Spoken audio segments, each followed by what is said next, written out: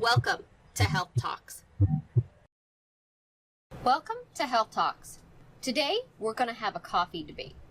Is coffee good for you or is it bad for you? My name is Shona Daily-Germino, certified nutritionist and wellness consultant and board certified by the AADP. I'm also the founder of Dietary Pathways, and today we're going to discuss coffee. First thing that we need to be aware of is incorrect information. The health effects of coffee are quite controversial at this point. Not enough studies have been done to clearly indicate whether there are enough benefits to say that we should be adding more coffee into our diet.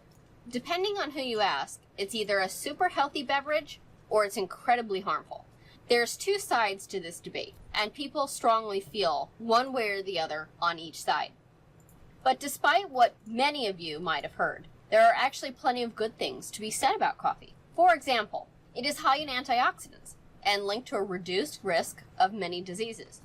However, I will restate, more scientific research needs to be done to make those claims accurate. However, coffee also contains caffeine, which is a stimulant that can cause problems in some people and disrupt sleep. Here are the facts.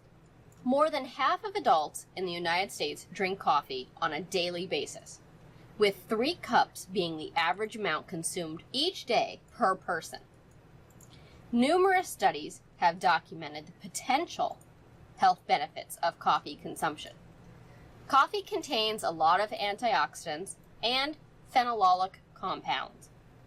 The average person who eats a typical Western diet actually gets more antioxidants from coffee than fruits and vegetables. As nutritionists and dietitians, we set out to change that. We need to be getting our primary antioxidants and nutrients from the foods we eat, not only from the beverages we consume. There are some things that you can do in order to maximize the beneficial health effects that you do get from coffee. The most important is not to add anything unhealthy to it. This includes sugar or any sort of artificial chemical-laden creamer. Use things like almond milk. Use honey. Also keep in mind, some of the coffee drinks at coffee houses can contain hundreds, if not thousands, amounts of calories and have a whole bunch of sugar hidden in those drinks. These drinks are not healthy and therefore outweigh the benefits that any cup of coffee could potentially have. A typical 8-ounce, 240 milliliter cup of coffee contains vitamin B12, riboflavin, vitamin B5, vitamin B1, vitamin B3, folate, manganese, potassium, magnesium, and phosphorus. The caffeine content of a single cup of coffee, an 8-ounce cup of coffee, can contain anywhere from 30 to 300 milligrams, but the average cup is somewhere around 90 to 100 milligrams. Caffeine is a stimulant. In the brain, it blocks the function of neurotransmitter, brain hormones. By blocking these hormones, caffeine actually increases activity in the brain and releases other neurotransmitters such as dopamine and other hormones.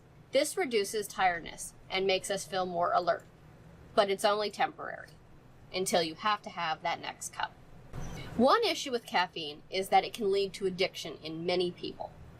When people consume caffeine regularly, they become tolerant to it.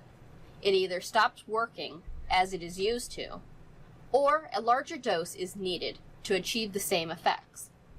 When people abstain from coffee, they get withdrawal symptoms like headaches, tiredness, brain fog, and irritability.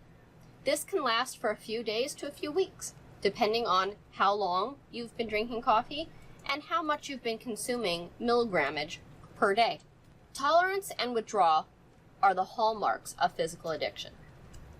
A lot of people, understandably, don't like the idea of being dependent on a chemical substance in order to function properly. This is where we need to work with clients and patients on a nutritional level to make sure that they are getting enough vitamins, minerals, and nutrients provided by the foods they eat in their daily diets, and not relying on beverages, including coffee and other stimulant drinks, such as energy drinks. which also contain lots of sugar, lots of caffeine, and other chemicals that we have no data on to know down the road what potential pros and cons they may have. The bottom line here is caffeine can have various negative effects, such as causing anxiety and disrupting sleep patterns, but this depends greatly on the individual at hand. Decaffeinated coffee is made by extracting caffeine from the coffee beans using solvents.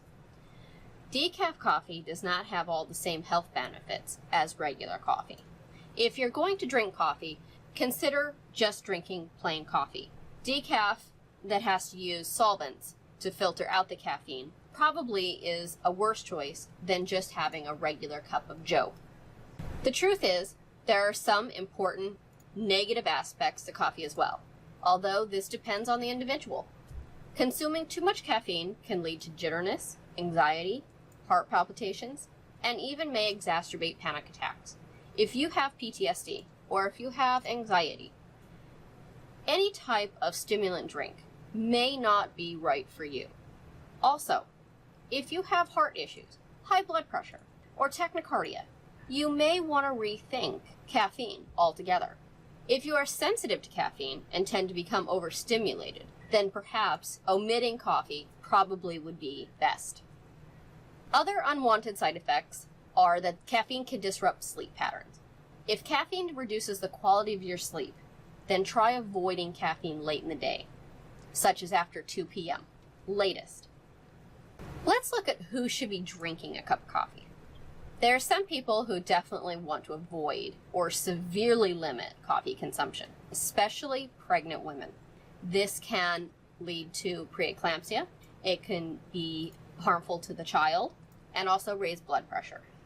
People with anxiety issues, high blood pressure, insomnia, might want to limit their coffee or cut it out of their diet altogether. Let's talk about studies.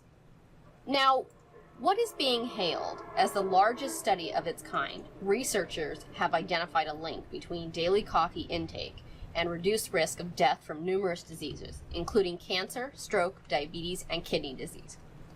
However, it needs to be noted that further studies are needed to gain a better understanding of how coffee might increase mortality.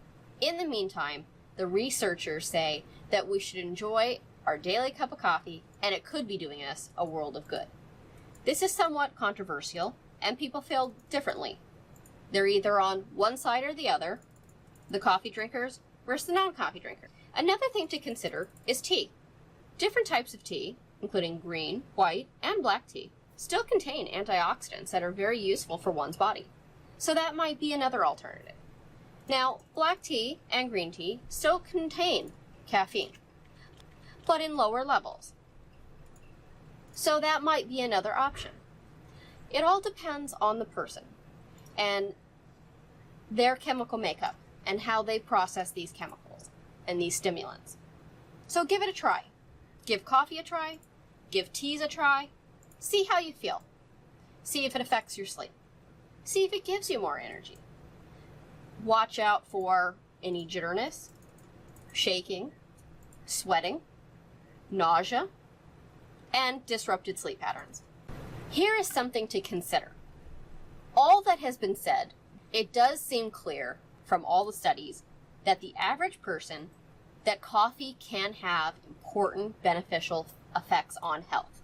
But we can't say drinking coffee will prolong your life or protect you from disease. But research is showing us that we are seeing an association. At this point, this is all we can really say. Further studies need to be done to find out really what it is about coffee and what exactly the antioxidants and the health benefits are, and if they outweigh some of the potential risks. I hope you have enjoyed this presentation on talking about the coffee matter. It is something that is coming up in news feeds every single day, and it's a debate worth having.